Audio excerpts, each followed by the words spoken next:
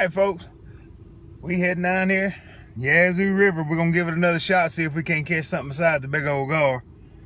I'm gonna swing by the McDonald's, see if they won't sell me a burrito. Fish should be biting. We had some rain a few days ago, and I left my worms at the house. I said, you know what, I'm gonna fish for some worms. Worms sitting in the refrigerator, chilling out next to the milk. But maybe next time. But y'all hang tight, see what we get. Good morning, may I help you? Yes, ma'am. Let me get a number 7 with a Diet Coke. How the mile size? Mile. Anything else? Had to get it. This fella behind me got his lights on bright. Sun ain't all the way up. I'm guessing he's probably still scared of the dark like he was when he was a little boy. It's shining in every mirror I got.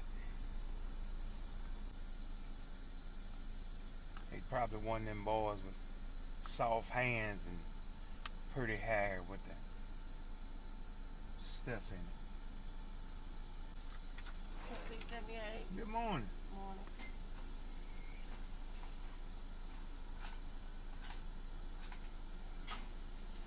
Yeah. Well, she got the change right. Let's see if they get the order right. Like last time came through here, I ordered a burrito and got an egg McMuffin. Man, that dude behind me is blinding the mess out of me. So let's see if we can distinguish between a burrito and an egg McMuffin. I don't know why, but I can stick the burrito in my pocket, eat it later. Egg McMuffin just don't feel right coming out of your pocket. I don't know. Maybe it's just me.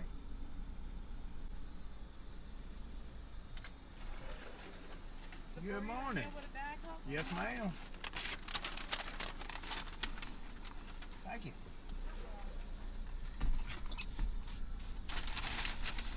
Let's see what we got here. It's almost like Christmas morning. I know what I ordered, but you just never know. Burrito. Let's go fishing. Well, in the winter months, most of the time the fish better bite is between about 10 in the morning to about 4 in the afternoon. So, like I said, I got out here a little early. So what I did was went on back to Walmart and got me some worms. So I wanted to try worms today anyway, just see how it does. I ain't fished with it in a while. After this rain, normally they're gonna bite worms a little better in these flats, because out here where I'm fishing at, the water's about 12 foot deep, but I'm coming off about 35 foot out there in the main channel. So there's a lot of runoffs down here, and there's a lot of worms out here in the water, so I figure if you're gonna fish, you're gonna try to fish with what they normally eat. So we're gonna give these worms a shot. Now I had to invoke some worm math. They did not have Canadian night crawlers. All they had was red worms. So judging by size and the amount of wiggle, 3 red worms equal 1 Canadian night crawler. Believe that. I got me a little river otter here. What are you doing this morning?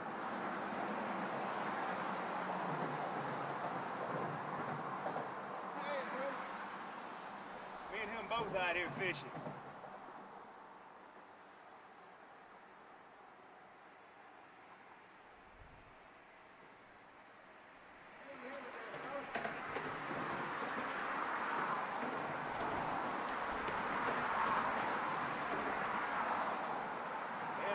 Thing about them river otters, they're real curious. It's hard for him to go on now. He been got tangled up in the line out here.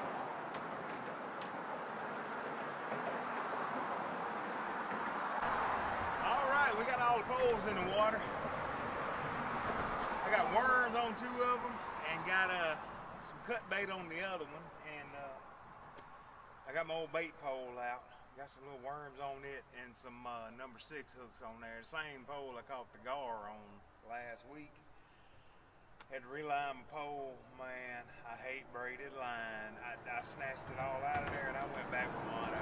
I can't deal with braided line. I don't have the patience for it. Well, I'm gonna let these soak for a little while, and while I wait, I'm eating my burrito, drink my hot coffee.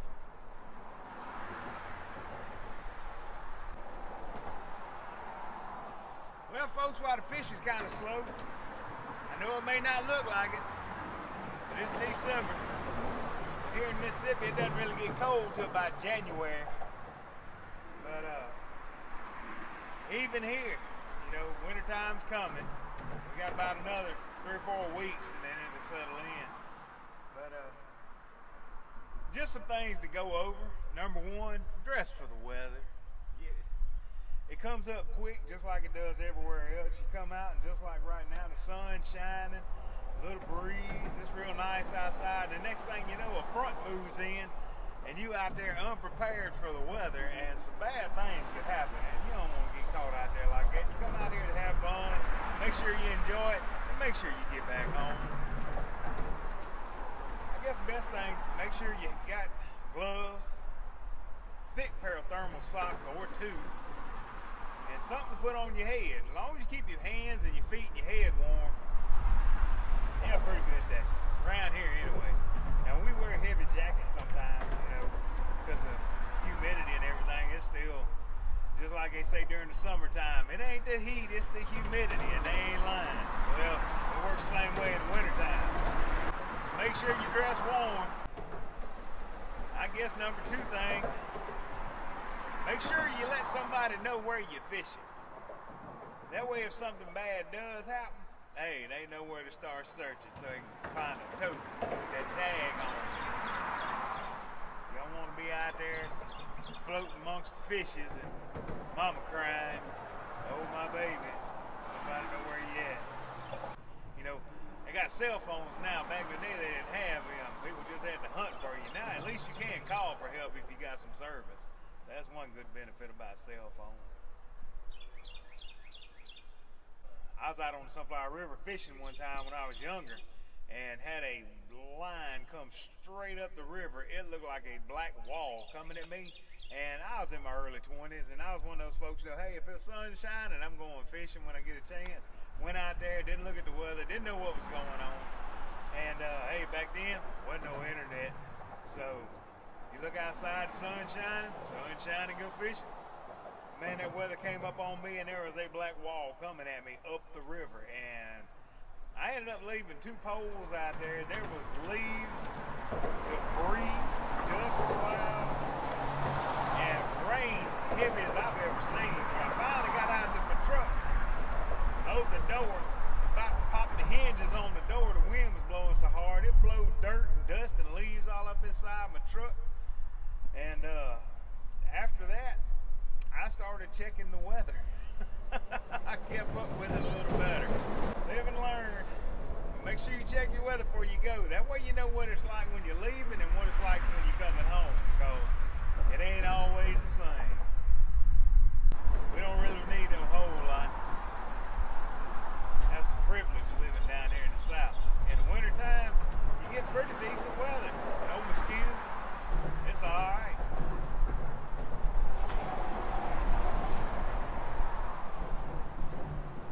Water temps stay warmer longer. The fish stay active longer. There's fish jumping around everywhere. Just ain't nothing jumping on my pole. And one of the fishing tips I learned as I got older,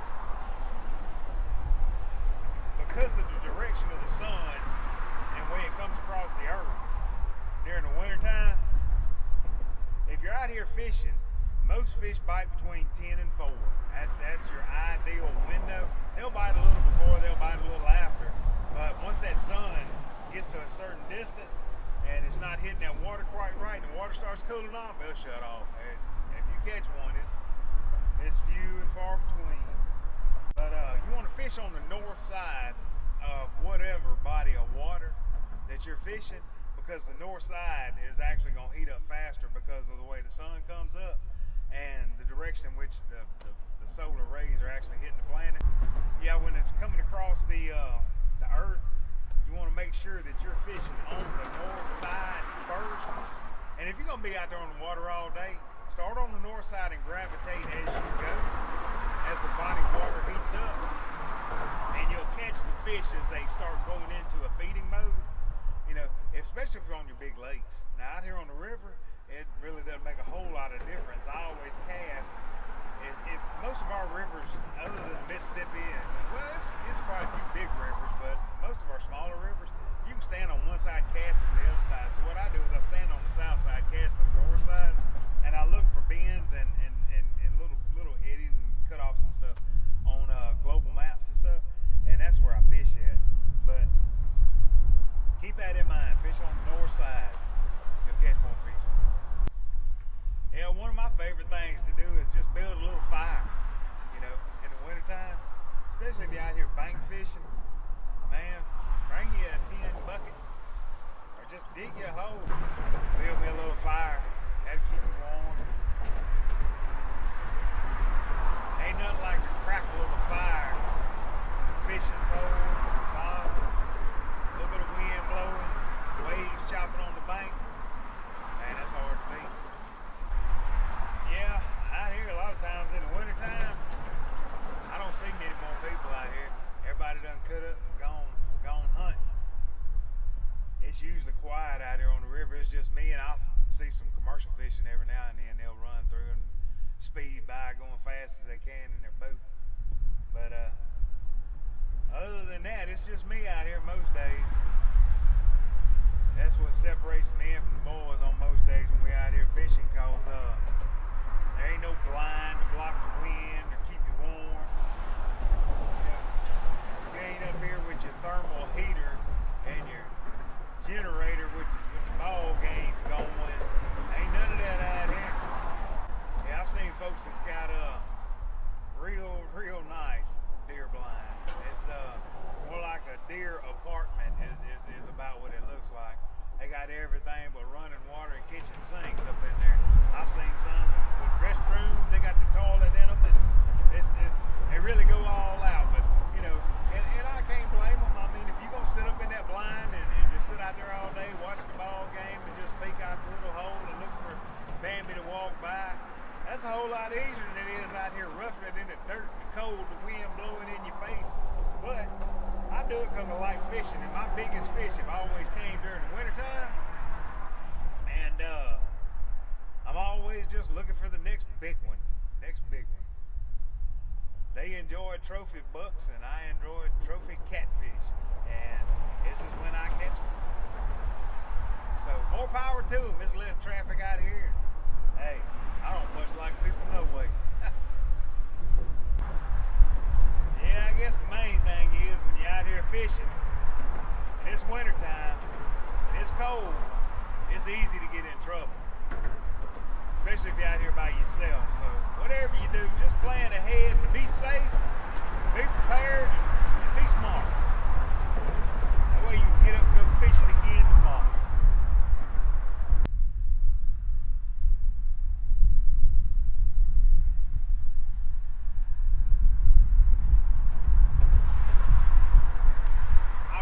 See what I got here.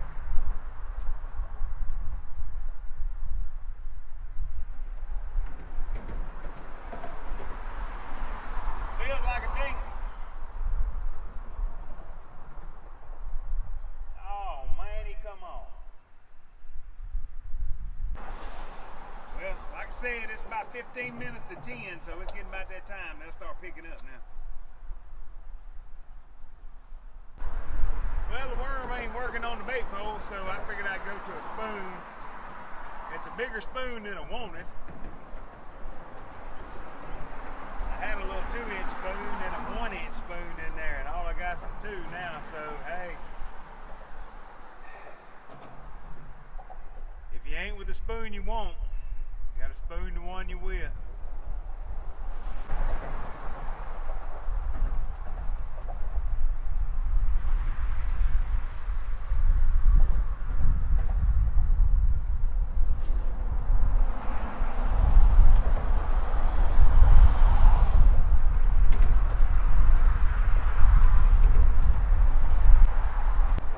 Call it a day. Slow bite today, but I got out here early in the morning, which in most times means if I was to come back out here this afternoon, they'd be biting. But they normally bite day or night, but not both. So today I'm on the wrong end of the feeding, but that's all good. That's why I was fishing and not catching. But this is how I have all my poles set up. Let me show you what I got.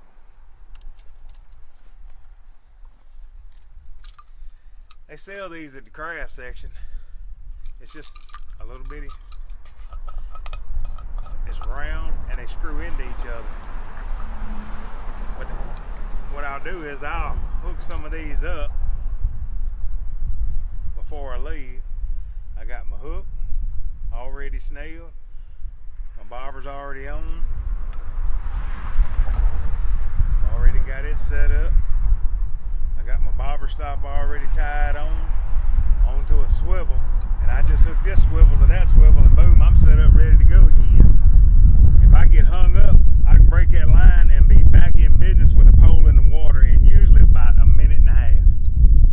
It don't take long at all, but it's all about being prepared before you go.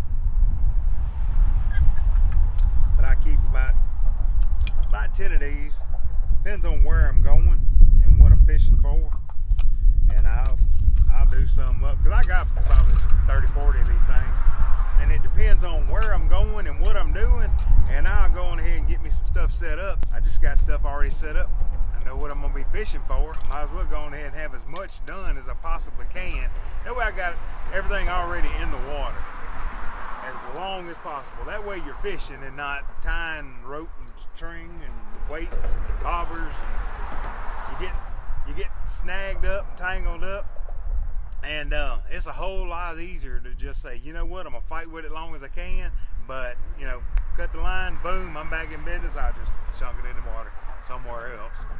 But like I said, this is just the third time I fished here, and it's a fairly new spot, so I'm learning where the snags and where everything is underwater. I got to go home, hang out with my dogs, put them on the head, and feed them a biscuit. But this is James Downs with Downs Family Bullies, and we'll holler at y'all later. Y'all have a good one.